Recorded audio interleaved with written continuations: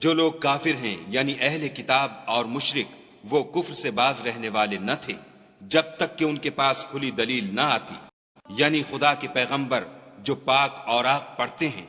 جن میں مستحکم آیتیں لکھی ہوئی ہیں، اور اہل کتاب جو متفرق و مختلف ہوئے ہیں تو دلیل واضح کے آنے کے بعد ہوئے ہیں، اور ان کو حکم تو یہی ہوا تھا کہ اخلاص عمل کے ساتھ خدا کی عبادت کریں اور ایک سو ہو کر،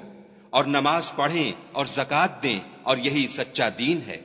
جو لوگ کافر ہیں یعنی اہل کتاب اور مشرک وہ دوزخ کی آگ میں پڑیں گے اور ہمیشہ اس میں رہیں گے، یہ لوگ سب مخلوق سے بدتر ہیں۔ اور جو لوگ ایمان لائے اور نیک عمل کرتے رہے وہ تمام خلقت سے بہتر ہیں۔ ان کا صلہ ان کے پروردگار کے ہاں ہمیشہ رہنے کے باغ ہیں جن کے نیچے نہریں بہ رہی ہیں، ابد الآباد ان میں رہیں گے،